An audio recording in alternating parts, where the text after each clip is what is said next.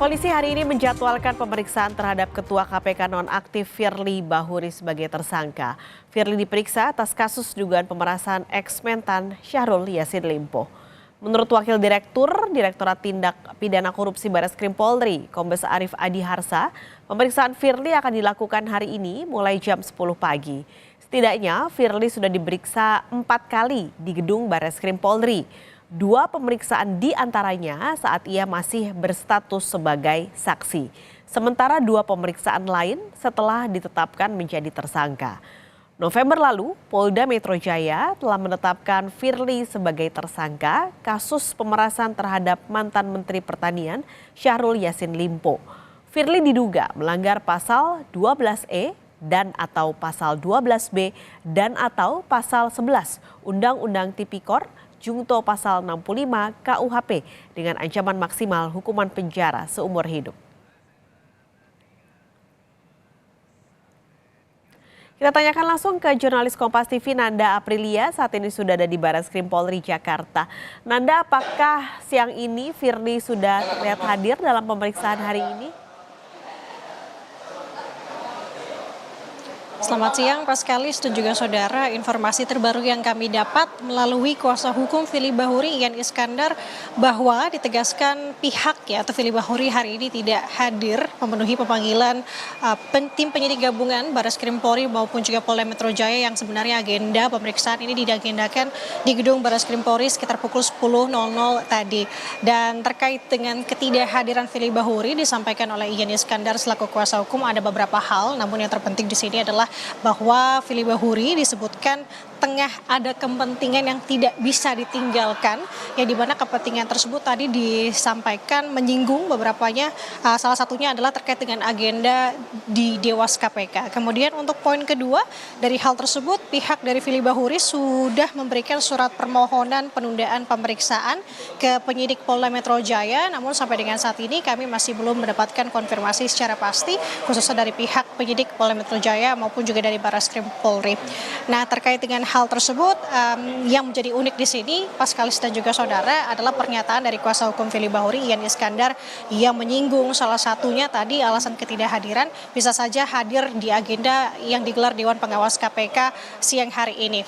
Nah, yang menariknya di sini Pak Skalis, sebenarnya Dewas KPK sudah melakukan pemanggilan kepada Firly Bahuri untuk memenuhi undangan sidang etik ini kemarin sebenarnya di tanggal 20 Desember 2023. Namun kenyataannya yang bersangkutan ini tidak hadir, kemudian disampaikan oleh Ketua Dewas KPK Tumpak Hatorangan Panggabean yang menjelaskan bahwa ketidakhadiran Firly Bahuri ini tidak jelas terkait dengan alasannya.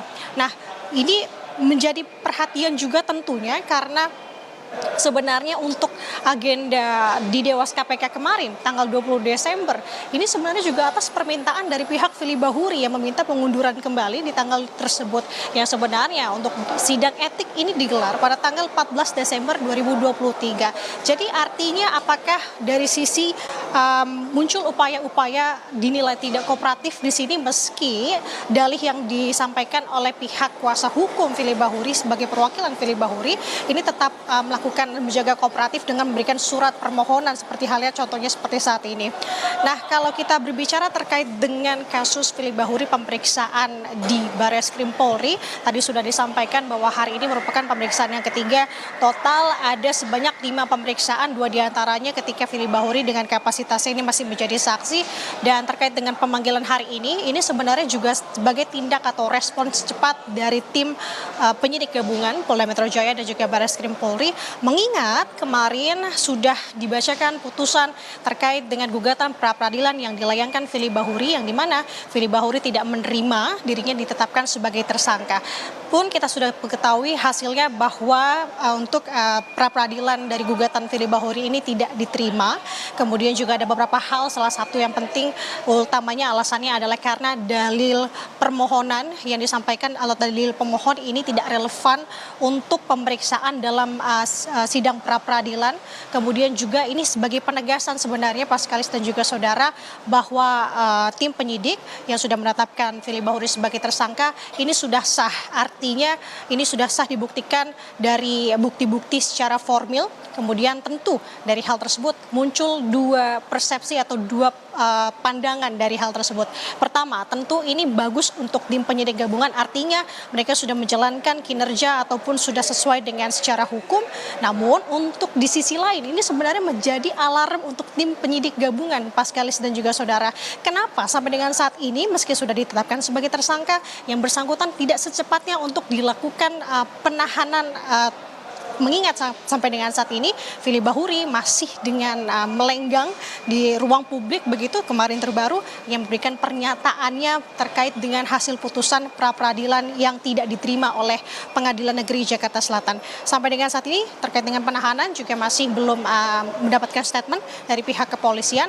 Namun yang terbaru yang kami dapat di sini terkait dengan upaya alasan kenapa masih belum dilakukan penahanan terakhir dari pihak Kapolri menyebutkan alasan subjektif yang dimiliki oleh tim penyidik. Beberapa diantaranya yakni penahanan ini dilakukan sesegera mungkin ketika seseorang ditetapkan sebagai tersangka. Pertama, dikhawatirkan tersangka ini dapat kabur, menghilangkan alat bukti, kemudian tersangka dapat melakukan tindakan itu terjadi. Itu kembali. Artinya sampai dengan saat ini penyidik masih belum melakukan penahanan terhadap Firly Bahuri. Artinya penyidik masih belum melihat Firly Bahuri atau meyakini Firly Bahuri tidak melakukan ketiga hal demikian. Tiga hal tersebut. Demikian Paskalis. Baik, terima kasih laporan Anda langsung dari Bareskrim Polri Jakarta, jurnalis Kompas TV Nanda Aprilia.